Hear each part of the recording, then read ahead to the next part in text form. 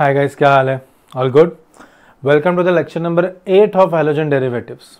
ठीक है, सो पहले देख लेते हैं कि लेक्चर नंबर 7 में हमने क्या क्या किया था।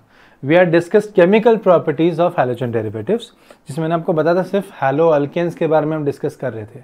ठीक है, तो इसमें हमने देखा था laboratory test. We had also seen the nucleophilic substitution reactions, okay, जिसमें हम लोगों ने 8 अलग अलग न्यूक्लियोफाइल्स देखे थे। Along with that we had seen dehydrohalogenation, that is beta elimination method, elimination of hydrogen and halogen in order to form alkenes from alkyl halides, and we had also seen reaction with active metal जिसमें alkyl halide से alkene बने। यहाँ पर alkyl halide से alkene बने, यहाँ alkyl halide से alkene बने थे। यहाँ पर alkyl halide से बहुत कुछ पॉसिबल था, अल्कोहल पॉसिबल था, नाइट्रोअल्केन, अल्काइल नाइट्रेट पॉसिबल था, साइनाइड अल्काइल साइनाइड पॉसिबल था, अल्काइल आइसोसाइनाइड पॉसिबल था, ओके, ईस्टर्स पॉसिबल थे, ईथर पॉसिबल थे, सब बहुत सारे पॉसिबिलिटीज़ थे। ठीक है, और लैबोरेटरी टेस्ट तो सिर्फ हमको चेकिंग बताया कि किस तरह से आप हैलोजन डेरिवेटिव्स को चेक कर सकते हो कि वो एक्चुअल में हैलो अल्केन है या नहीं। ठीक है, so now in this particular lecture we will be discussing about the chemical properties of haloarenes. ठीक है, तो अगर आपको याद हो अरीन, सो बेसिकली ये जो आपका बेंजीन रिंग हो या बेंजीन रिंग के डेरिवेटिव्स होते हैं, ठीक है, उन डेरिवेटिव्स में जब एक हैलोजन लग जाता है ना, तो ये स्ट्रक्चर होता है हैलो अरीन। इस अकेले को अरीन बोलते हैं, और ये ऊपर के स्ट्रक्चर को, ऊपर के एक्स को बोला जाता है हैलोजन। अब दिखाई दे रहा है? नहीं दिखाई दे रहा है, सॉरी, मैं इधर बना देता हूँ। तो ये आपका बेंजीन रिंग है, या बेंजीन रिंग के डेरिवेटिव्स आप और भी बेंजीन लगा सकते हो, बट अगर जब हैलोजन लग जाता है उसके ऊपर तो वो हो जाता है बेंजीन रिंग का डेरिवेटिव, मतलब अरीन हो गया। ये अरीन है और ये हैलो है, तो हैलो अरीन। ठीक है, तो इसी के बारे में हम इस बार डिस्कस करने वाले हैं। ठीक है, तो let's talk about the chemical properties of hello Areen, जिसमें सबसे पहला chemical property reaction of hello arenes with metals. ठीक है, तो अगर आपको याद होगा, मैंने इनिशियल क्लासेस में आपको बताया था कि जब भी अरीन्स आते हैं, बेंजीन रिंग्स आते हैं, तो पर्टिकुलरिटी और मल्टीपल रिएक्शंस की पॉसिबिलिटी कम हो जाती है। सिर्फ एक ही टाइप का रिएक्शन आएगा जो बुक में दिया हुआ है, मोस्ट प्रोबेबली वही होता है हमेशा। ठीक है, तो इसीलिए you don't need to think about much more examples, यही डायरेक्टली फोकस करो और बढ़ते हैं आगे। तो मेटल्स के साथ रिएक्शन, अभी हमने मेटल्स के साथ रिएक्शन देखा था, मतलब लास्ट क्लास में हमने देखा था कि सोडियम रिएक्ट करता है, जिंक रिएक्ट करता है, मैग्नीशियम रिएक्ट करता है, तो वैसे ही हम अभी मेटल्स के साथ उसका रिएक्शन देखेंगे। देखो Mg मैग्नीशियम जो है एग्जैक्टली सेम तरीके से रिएक्ट करता है इनके साथ, resulting in formation of Grignard reagent, but जब आता है बात सोडियम एंड जिंक की, तो थोड़ा रिएक्शन डिफरेंट हो जाता है। सबसे पहली बात तो ये जो आप स्ट्रक्चर देखते हो, ये क्या है? अरीन है और ब्रोमो है, तो ये ब्रोमो अरीन हो गया, और also called as bromobenzene. तो ये ब्रोमो बेंजीन का जो आप स्ट्रक्चर देख रहे हो, this bromo benzene can react with alkyl halides. ठीक है, bromo benzene can react with alkyl halides. Alkyl halides से रिएक्ट करके क्या होगा? वुड्स रिएक्शन टाइप ही कुछ होगा। आपको याद होगा ना, वुड्स रिएक्शन हमने देखा था लास्ट क्लास में। तो वुड्स रिएक्शन में क्या हो रहा था? दो अल्काइल ग्रुप्स कनेक्ट हो रहे थे। तो यहाँ पर क्या हो जाएगा? यहाँ पर ये वाला जो एक ग्रुप है, कौन सा वाला? ये फिनाइल ग्रुप जिसको हम बोलते हैं, वो इस मिथाइल के साथ कनेक्ट हो जाएगा। सेम टाइप का रिएक्शन, दोनों Br जो है इसके तरफ पुल हो जाएंगे, और ये CH3 उस पोजीशन पे कनेक्ट होगा, किसको? आपके बेंजीन रिंग को, जहां पर Br कनेक्टेड था। ठीक है, सो दिस और CH3 लग गया, तो बन गया क्या? टोल्यून, अल्काइल डेरिवेटिव बन गया बेंजीन का, है ना। तो वही रिएक्शन हो रहा है यहाँ पर, सेम चार्जेस और जिसका सब सेम सिनेरियो, ये माइनस डेल्टा या plus delta, minus delta plus delta, but दोनों के प्लस डेल्टा का भी कोई यूज नहीं है, बिकॉज दोनों के Br निकल गए। Br was the one giving the positive charge, okay, because Br खुद नेगेटिव था। तो अभी दोनों का एक एक इलेक्ट्रॉन है, दोनों कनेक्ट हो गए, सिग्मा बॉन्ड बना दिया, टोल्यून बन गया, again in presence of dry ether. तो ये वाला जो रिएक्शन है, अगर आप नोटिस करो तो कैसे हो रहा है ये रिएक्शन? इसमें alkyl group is connected to aryl group. तो अराइल ग्रुप के जो रिएक्शंस थे ना with heavy metal, sorry with active metals, वो दिया था साइंटिस्ट नेम फिटिग ने, ओके। और अल्काइल ग्रुप वाले तो हमने सोडियम के साथ रिएक्शंस देखा ही था, किसने दिया था? वुड्स ने। ठीक है, तो इस रिएक्शन को वुड्स फिटिग रिएक्शन बोलते हैं, वुड्स फिटिग रिएक्शन, क्योंकि वुड्स का कंट्रीब्यूशन था CH3Br का, मतलब Rx का, और फिटिग का कंट्रीब्यूशन था हैलो अरीन का। दोनों आपस में रिएक्ट करके कंपाउंड बना रहे हैं, ठीक है। तो अगर आपको कभी बेंजीन के अराइल डेरिवेटिव्स बनाने हैं, सॉरी अल्काइल डेरिवेटिव्स बनाने बेंजीन के, तो उस टाइम पे आप ये रिएक्शन यूज कर सकते हो। नेक्स्ट रिएक्शन में देखो क्या है, कोई ज़्यादा किचकिच नहीं है, डायरेक्टली सोडियम ले लिया या जिंक ले सकते हैं यहाँ पर, और ये आपका क्लोरोबेंजीन ले लिया, ओके, 2 मॉलिक्यूल दोनों के क्लोरीन एन ने खींच दिया और दोनों बेंजीन रिंग को कनेक्ट कर दिया, देखो दोनों बेंजीन रिंग को कनेक्ट कर दिया, बायफिनाइल बना दिया। तो ये जो स्ट्रक्चर अभी बना है ये कैसे, ये सिर्फ और सिर्फ रिंग मेंबर से बना है, बेंजीन से बना है, इसीलिए इसमें वुड्स का कोई इन्वॉल्वमेंट नहीं है। वुड्स का इन्वॉल्वमेंट कब होता है, जब CH3 या R प्रेजेंट होता है, अल्काइल ग्रुप हैलोजन के साथ प्रेजेंट होता है, तो इसलिए इस रिएक्शन को सिर्फ और सिर्फ फिटिक रिएक्शन बोलते हैं। ये फिटिक रिएक्शन, ये वुड्स फिटिक रिएक्शन, ठीक है। तो ये सबसे पहला रिएक्शन है, केमिकल प्रॉपर्टी किसकी, is the chemical property of haloarenes when it reacts with metal. Sorry मेरा हाथ जो है माइक को लग गया तो आवाज़ थोड़ा आ गया होगा कुछ, आई एम सॉरी, ठीक है। So this becomes the first reaction. Let's go to the next reaction now. Next reaction is nucleophilic substitution reaction, that is SN reactions of haloarenes. SN क्या होता है वो हम डिस्कस करेंगे डिटेल में, but अभी आपको पता होना चाहिए कि न्यूक्लियोफिलिक सब्स्टिट्यूशन जैसे हम लोगों ने अल्केन्स का देखा था, वैसे हम लोग अरीन्स का भी देख रहे हैं। तो उसके लिए हमको सबसे पहले समझना पड़ेगा रेजोनेंस इन हैलोअरीन्स।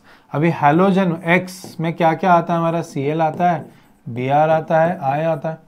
अगर आप नोटिस करोगे तो सारों में 3 लोन पेयर ऑफ इलेक्ट्रॉन्स होते ही हैं, ठीक है। तो मैं इसको एज हैलोजन के पास है, सॉरी 3 लोन पेयर, मैं उसको ही कंसिडर करके चलूंगा, वो पता चलेगा आपको मैं क्यों बता रहा हूँ। तो सर रेजोनेंस का टॉपिक हम देख चुके हैं पहले, तो फिर भी रेजोनेंस थोड़ा डिस्कस करते हैं। तो ये आपका बेंजीन रिंग है, ठीक है। इस बेंजीन रिंग में मेरा यहाँ पर हैलोजन कनेक्टेड है, इसके पास लोन पेयर ऑफ इलेक्ट्रॉन्स है। तो one of the lone pair coordination bond बनाता है and it is utilized in formation of double bond, ठीक है। उसके साथ साथ ये जो डबल बॉन्ड है वो डिसइंटीग्रेट होकर माइनस हो जाता है, and that results in formation of what, it results in formation of a structure which looks like this। तो क्या हो गया, यहाँ लोन पेयर ने डबल बॉन्ड बनाया था, डबल बॉन्ड यहाँ पर आ गया और X हो गया। अब क्या हुआ है ना, यहाँ पर लोन पेयर पुल हुआ है तो X के ऊपर आ गया क्या, पॉजिटिव चार्ज, ठीक है। और 2 लोन पेयर तो ऑलरेडी प्रेजेंट होंगे, और ये जो बॉन्ड है डबल बॉन्ड, ये यहाँ चले गया और बना दिया इसने क्या, नेगेटिव, ठीक है। और बाकी के बॉन्ड्स वैसे के वैसे। तो इफ़ यू ऑब्जर्व यहाँ 3 डबल बॉन्ड्स थे, यहाँ भी 1 2 3 डबल बॉन्ड है, ठीक है। एंड अलॉन्ग विद दैट एक नेगेटिव एक पॉजिटिव, नेट चार्ज 0 बनाता है, ठीक है। नेक्स्ट स्टेप में क्या होगा, नेक्स्ट स्टेप में ये नेगेटिव यहाँ पर जा रहा है और ये नेगेटिव डबल बॉन्ड बना रहा है और ये डबल बॉन्ड नेगेटिव बना रहा है। तो that again will result in formation of a structure double bond X lone pair positive, ये डबल बॉन्ड हो जाएगा, ये नेगेटिव हो जाएगा, double bond, again 3 double bonds, 1 negative 1 positive, giving it neutral sign और न्यूट्रल चार्ज, ओके। फिर वापस क्या हो जाएगा, अब ये नेगेटिव डबल बॉन्ड बनाएगा और ये जो डबल बॉन्ड है ये यहाँ पर नेगेटिव चार्ज बना देगा। रेजोनेंस को मैं ज़्यादा डिटेल में इसलिए नहीं बता रहा हूँ बिकॉज आप लोग ऑलरेडी डिस्कस कर चुके हो लोअर स्टैंडर्ड्स में, मतलब 11th वगैरह में आप पढ़ भी चुके हो, और मैंने भी एक क्लास में डिटेल में नहीं बट बताया था। अगर रेजोनेंस में भी दिक्कत है तो कमेंट कर दो, मैं डिस्कस करूँगा इसको डिटेल में, ठीक है। तो ये है और यहाँ पर आ गया आपका नेगेटिव।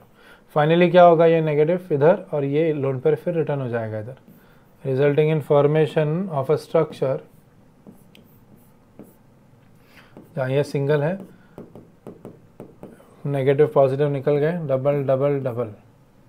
तो अगर आप देखोगे फर्स्ट और लास्ट स्ट्रक्चर सेम ही है, बस डबल बॉन्ड का पोजीशन चेंज हो गया, ठीक है। इसलिए डबल हेडेड एरो बनाया हुआ है यहाँ पर, ताकि ये रेजोनेटिंग स्ट्रक्चर से इधर से इधर, इधर से इधर।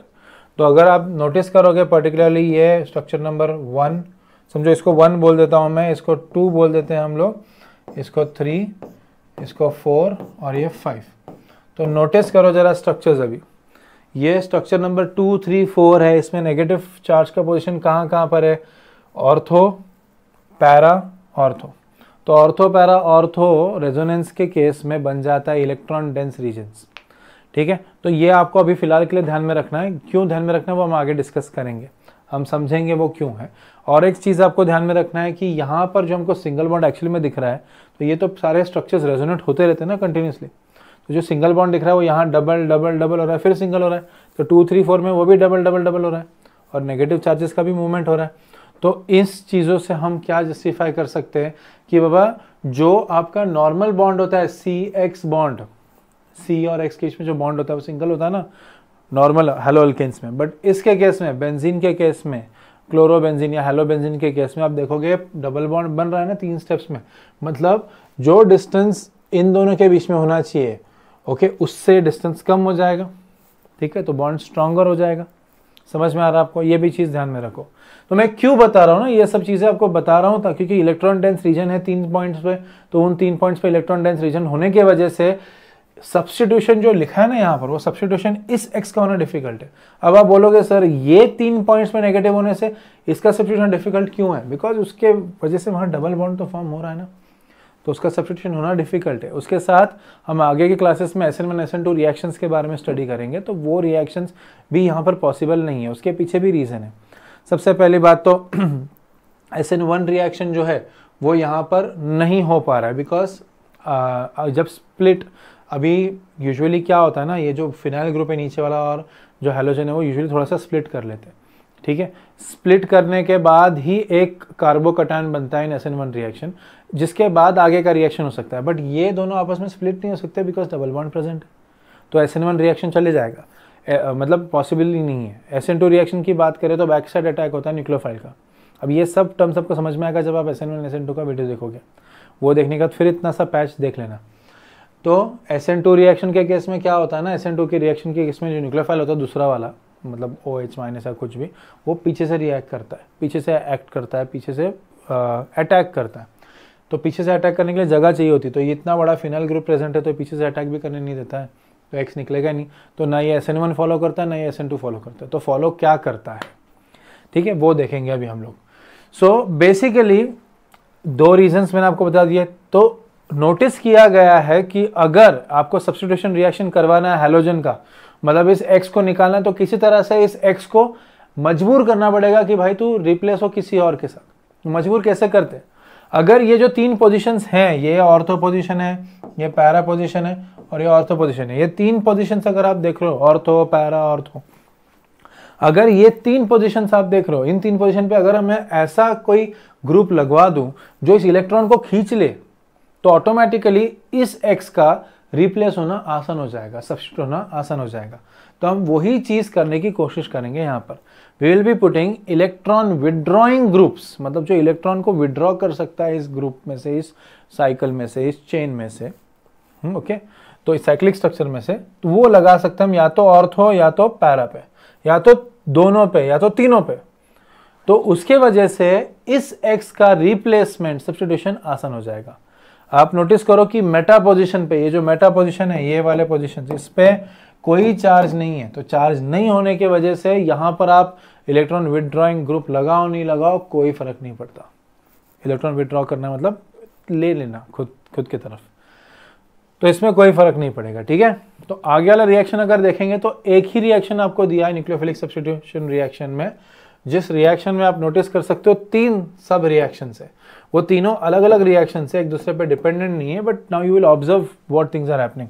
सबसे पहले अगर मैं इसके पहले वाला भी एक रिएक्शन लिखना चाहूँ तो आई कैन राइट, ये बेंजीन रिंग बना दिया मैंने, इस पे Cl लगा दिया, ओके, इसको मैंने दे दिया NaOH, स्ट्रॉन्ग कंडीशन दे दिया, हाई टेम्परेचर दे दिया, ठीक है। उसके बाद भी नो रिएक्शन। क्यों नो रिएक्शन? बिकॉज इसमें तीनों पोजिशन पे कोई इलेक्ट्रॉन विड्रॉइंग ग्रुप है ही नहीं, तो रिप्लेसमेंट होने नहीं वाला। OH न्यूक्लियोफाइल जो है वो Cl के जगह पे आ ही नहीं सकता बिकॉज रिप्लेसमेंट का पॉसिबिलिटी नहीं है, ओके, बिकॉज यहाँ पर कोई भी इलेक्ट्रॉन विड्रॉइंग ग्रुप नहीं है। फिर क्या कर दिया, सेकेंड रिएक्शन में एक इलेक्ट्रॉन विड्रॉइंग ग्रुप लगा दिया NO2, तो NO2 के लगाने की वजह से कहाँ लगाया, पैरा पोजिशन पे, उसके पैरा पोजिशन पे लगवाने की वजह से NaOH, अगर मैंने इस कंपाउंड में, या इस कंपाउंड जो टेस्ट ट्यूब में है उसमें अगर मैंने एक्वियस NaOH डाल दिया, एक्वियस मतलब वाटर भी आ जाएगा, एसिडिक कंडीशन दे दिया H+, और उसके साथ साथ 433 केल्विन टेम्परेचर दिया, ओके, इतना हाई टेम्परेचर दिया, तब जाके Cl के जगह पे OH आ सकता है, ठीक है। तो यहाँ पॉसिबल नहीं हुआ रिएक्शन, यहाँ पॉसिबल हुआ। उसके बाद आप देख रहे हो कितना हार्श कंडीशन है, हैवी कंडीशन है। उसके बाद अगर मैंने NO2 पैरा के साथ साथ एक ऑर्थो पे भी लगा दिया तो 2 पोजीशंस हो गए, 2 इलेक्ट्रॉन विड्रॉइंग ग्रुप आ गए, तो ज़्यादा इलेक्ट्रॉन विड्रॉ होगा तो Cl उतना ही आसान हो जाएगा सब्स्टिट्यूट करने के लिए, रिप्लेस करने के लिए। तो उस केस में आप देखोगे जहां इतना स्ट्रॉन्ग बेस यूज किया था उस जगह पे aqueous Na2CO3 weak base use किया, एसिडिक कंडीशन भी यूज किया, और टेम्परेचर तो 30 केल्विन से मतलब 30 डिग्री सेल्सियस से टेम्परेचर कम हो गया और आराम से रिप्लेसमेंट सब्स्टिट्यूशन हो गया। थर्ड केस में हमने क्या किया है, we have actually placed NO2 on all the 3 position, 2 ortho और 1 पैरा, तीनों पे प्लेस कर दिया। और इस केस में हमने क्या किया, इस केस में हमने वार्म कर दिया, सिर्फ वार्म किया और वाटर दे दिया, अपने आप रिप्लेसमेंट हो गया। सिर्फ वाटर दिया और वार्म किया, उसमें कैसे हो गया, देखो यहाँ कितने हाई टेम्परेचर थे, तो इसलिए हुआ बिकॉज तीनों पोजीशन पे इलेक्ट्रॉन विड्रॉइंग ग्रुप प्रेजेंट थे, तो Cl और भी इजी हो गया Cl के लिए रिप्लेस होना, बिकॉज डबल बॉन्ड की पॉसिबिलिटी कम हो गई यहाँ पर। ठीक है, therefore this particular group was produced. अभी इसका नाम क्या है वो आप कमेंट सेक्शन में बताओगे, बहुत यूनिक नाम है और बहुत यूनिक चीज़ों पे यूज़ होता है, बहुत यूनिक जगहों पे यूज़ होता है। ओके, आई होप आपको समझ में आया हो। तो न्यूक्लियोफाइल का सब्स्टिट्यूशन होना ना, बस Cl के जगह पे OH, Cl के जगह पे OH, Cl की जगह पे OH, मतलब फिनॉल के डेरिवेटिव्स बन रहे हैं। तो इसका नाम बस बता देना मुझे, ये नाम नहीं, कॉमन नाम चाहिए मुझे। 2,4,6 ट्राइनाइट्रोफिनॉल तो दिख ही रहा है यहाँ पर, इसका कोई एक कॉमन नेम भी है, वो कमेंट सेक्शन में ज़रूर बताना। ठीक है, चलो बढ़ते हैं आगे। तो ये हो गया सेकेंड टाइप का reaction, that is substitution nucleophilic reaction या न्यूक्लियोफिलिक सब्स्टिट्यूशन रिएक्शन। ठीक है, आगे बढ़ते हैं, that is electrophilic substitution reaction, that is SE in aryl halides और हैलोअरीन्स, जो भी लिखना चाहो लिखो। ठीक है, अब जब हम इसकी बात करते हैं सब्स्टिट्यूशन इलेक्ट्रोफिलिक रिएक्शन, तो इलेक्ट्रोफिलिक न्यूक्लियोफाइल तो हमने देखा था नेगेटिवली चार्ज होता है, electrophile in that case is positively charge. तो पॉजिटिव चार्ज ग्रुप घुसेगा कैसे इस बेंजीन रिंग में। ठीक है, उसको एंटर करने के लिए सबसे पहली बात अगर आप नोटिस करोगे तो हमारा जो बेंजीन रिंग था उसमें एक स्पेशलिटी थी, दैट इज इसके X होने की वजह से यहाँ पर नेगेटिव चार्ज था, यहाँ पर था, यहाँ पर था। तो हमारे जितने भी रिएक्शंस होंगे उसमें जो इलेक्ट्रोफाइल होता है, इलेक्ट्रोफाइल का चार्ज क्या होता है, पॉजिटिव। तो वो आइदर इस पे या इस पे कनेक्ट होगा, या तो ऑर्थो या तो पैरा पे कनेक्ट होगा, क्योंकि नेगेटिव अट्रैक्ट किसको करेगा, सॉरी पॉजिटिव जो है इलेक्ट्रोफाइल अट्रैक्ट किसको करेगा, इन नेगेटिव ग्रुप्स को या इन नेगेटिव पोजीशंस को, इसलिए वहीं पर अटैचमेंट होगा। तो चलो सबसे पहला रिएक्शन देखते हैं। क्लोरोबेंजीन लिया और Cl2 के साथ रिएक्ट किया in presence of anhydrous FeCl3। Shocking बात नहीं है, Cl2 लिया हुआ है, Cl2 इलेक्ट्रोफाइल कहाँ से हुआ, Cl2 तो नेगेटिव चार्ज होता है। ठीक है, बट जब एनहाइड्रस FeCl3 या FeCl3 को डार्क में यूज किया जाता है उस टाइम पे क्या होता है, ये जो FeCl3 है इस Cl2 के साथ रिएक्ट करके, दे गलती से फिर Cl2 लिखा है, ये Cl2 दोनों में से एक ही लिखना चाहिए। जब Cl2 के साथ रिएक्ट करता है तो ये अपने पास एक Cl खींच लेता है, Cl सिंगल बॉन्ड Cl होता है ना, एक Cl खुद के पास खींच लेता है और एक कॉम्प्लेक्स बनाता है FeCl4, और ये FeCl4 का कॉम्प्लेक्स जो है वो नेगेटिव चार्ज का होता है, बिकॉज एक Cl एक्स्ट्रा आ गया, जिस वजह से ये Cl मजबूरी में पॉजिटिव चार्ज कंसिडर कर लेता है। तो ये पॉजिटिवली चार्ज Cl अभी ओपन है, कहाँ जा सकता है, it can either go on this positions और ऑन दिस पोजिशन। ठीक है, so it goes, one of the compound formed is on para position, one of them is formed on ortho position। ठीक है, तो इसके भी 2 जरूरत पड़ेगी, इन 2 की जरूरत पड़ेगी और इसके भी 2 की जरूरत पड़ेगी, और यहाँ 2 HCl बनेंगे, क्योंकि HCl क्यों बना, यहाँ अगर लग जाता है Cl समझो, तो इसके पास H था ना, C6H6 है, हर कार्बन के पास एक हाइड्रोजन, तो वो एक हाइड्रोजन निकल के एक Cl के साथ कनेक्ट हो गया। फाइनली जब ये कॉम्प्लेक्स, ये जो Cl है अटैच हो जाता है तो उसका हाइड्रोजन जो निकलता है वो इस Cl को फिर बाहर खींच लेता है, दूसरे Cl को। ये 2 Cl थे ना, एक Cl यहाँ पर आ गया जो अटैच हो गया, उसके अटैचमेंट की वजह से एक हाइड्रोजन रिलीज हो गया बेंजीन में से, वो हाइड्रोजन इस Cl को फिर खींच लेता है और HCl बनाता है। ठीक है, तो ये बना 1,4 डाइक्लोरोबेंजीन, जो मेजर प्रोडक्ट है बिकॉज पैरा पोजीशन पर है, पैरा वाला हमेशा मेजर प्रोडक्ट होता है बिकॉज Cl आपस में रिपेल नहीं कर पा रहे। ठीक है, और यहाँ पर दोनों Cl जो है आपस में रिपेल कर पा रहे हैं, तो ये प्रोडक्ट कम स्टेबल है, because of being less stable ये ऑटोमेटिकली कम अमाउंट में बनता है, माइनर अमाउंट्स में बनता है। तो ये जो है मेजर माइनर, तो ये 1,4 डाइक्लोरोबेंजीन और ये 1,2 डाइक्लोरोबेंजीन, इस तरह से रिएक्शन हो रहा है। अभी आगे के सारे रिएक्शन आप सेम ही तरीकों से देखोगे, there is no difference in आगे वाले रिएक्शंस, बस वो आपका जो कंपोनेंट है इलेक्ट्रोफाइल है वो चेंज होगा। ठीक है, बढ़ते हैं आगे। नाइट्रेशन, नाइट्रेशन में देखो क्या यूज किया हुआ है, नाइट्रेशन का मतलब होता है नाइट्रिक एसिड यूज करना कॉन्सेंट्रेट और H2SO4। तो H2SO4 के प्रेजेंस में नाइट्रिक एसिड जो होता है HNO3 वो एक्चुअली स्प्लिट हो जाता है into OH and NO2। OH तो यूनिवर्सली नेगेटिव चार्ज का होता है, तो इस वजह से NO2 पॉजिटिव चार्ज हो जाता है। अब ये पॉजिटिव चार्ज का अटैक कहाँ होगा, या तो इधर होगा या तो इधर होगा। ठीक है, तो NO2 लग गया कहाँ पर, पैरा पोजिशन पे, तो क्या कंपाउंड बन गया 1 क्लोरो 4 नाइट्रोबेंजीन, और जब ऑर्थो पे लगा तो 1 क्लोरो 2 नाइट्रोबेंजीन। प्रायोरिटी के हिसाब से क्लोरो को पहला नंबर दिया है because it is functional group. ठीक है, तो इस तरह से बना, बट ये स्प्लिटिंग H2SO4 के प्रेजेंस में होता है और हीट किया इसलिए पोजिशन पे अटैच हुआ। ठीक है, तो ये हो गया। फिर मेजर माइनर सेम ही पैटर्न में बनेगा, मेजर एंड माइनर। ठीक है, उसके बाद क्या होगा, सल्फोनेशन। सल्फोनेशन के केस में क्या है, सल्फोनील ग्रुप का अटैचमेंट। अभी H2SO4 जो है वही देगा हमको सल्फेट ग्रुप, बट ये स्प्लिट होता है into SO3H and OH, OH and SO3H। तो OH जो है वो माइनस है, SO3H जो वो प्लस हो जाता है ऑब्वियसली। बट यहाँ पर एक टर्म देखोगे आप, फ्यूमिंग यूज किया गया। फ्यूमिंग, अगर आप लोगों को थोड़ा भी जेई का आइडिया है, जेई के लिए प्रिपेयर किया था अपने 11 में, तो एक टर्म देखा होगा आपने, ओलियम। ओलियम लेबलिंग से सुना होगा। ओलियम लेबलिंग मतलब ओलियम एक ऐसा केमिकल होता है जिसमें H2SO4 तो बना रहता ही है, बट H2SO4 में ज़बरदस्ती सल्फर ट्राइऑक्साइड का गैस डाला जाता है। It means there is aqueous solution of H2SO4, मतलब उसमें ऑलरेडी वाटर है, बट उसमें ज़बरदस्ती SO3 डाला जाता है, जिसकी वजह से वो SO3 H2O जो उधर प्रेजेंट है, उस एक्वियस सॉल्यूशन में वाटर भी है ना, तो वाटर जो H2O प्रेजेंट है वो इस SO3 के साथ रिएक्ट करके H2SO4 बनाता है। तो दो टाइप के H2SO4 बन जाते हैं, दो H2SO4 बन जाते हैं अंदर, और उसमें से फ्यूम्स निकलते रहते बाहर, बिकॉज उसमें कम ज़बरदस्ती गैस डाला हुआ है। उसी को बोलते हैं फ्यूमिंग H2SO4। जब इस तरह का फ्यूमिंग H2SO4 यूज़ करते, हीट करते, तो उस टाइम पे ही ये स्प्लिटिंग होती है। और इस स्प्लिटिंग में आप देखोगे फिर SO3H जो है वो पॉजिटिव चार्ज इलेक्ट्रोफाइल है, तो वो या तो ऑर्थो पोजिशन पे कनेक्ट होगा या तो पैरा पोजिशन पे कनेक्ट होगा। ठीक है, तो इस केस में SO3H का वैल्यू ज़्यादा है, मतलब प्रायोरिटी ज़्यादा है, इसलिए इसको नंबर 1 मिलेगा और बाकी आगे वाले ग्रुप्स को अलग नंबर मिलेगा। जैसे ये हो जाएगा 1 2 3 4 5 6, तो ये सेकंड पे आ गया ना, इसलिए 2 क्लोरोबेंजीन सल्फोनिक एसिड, और ये हो गया 1 2 3 4, तो 4 क्लोरोबेंजीन सल्फोनिक एसिड। सी ओके, तो इस तरह से रिएक्शन हो रहा है इसका। आई होप समझ में आया हो आप लोगों को। तो SO3H जब बेंजीन पे लग जाए तो सल्फोनिक एसिड होता है, वो बेंजीन सल्फोनिक एसिड, और उस पर कोई ग्रुप अगर अटैच्ड है तो उसका ब्रांच कंसिडर होगा। Then comes last reaction in our haloarenes chemical reactions में, that is Friedel Crafts reaction. Friedel Crafts reaction आपने 11 में भी सीखा हुआ है। फ्रीडल-क्राफ्ट साइंटिस्ट का नाम है, बट इन्होंने ना दो टाइप के रिएक्शन हमेशा दिए है हर कंपाउंड के लिए।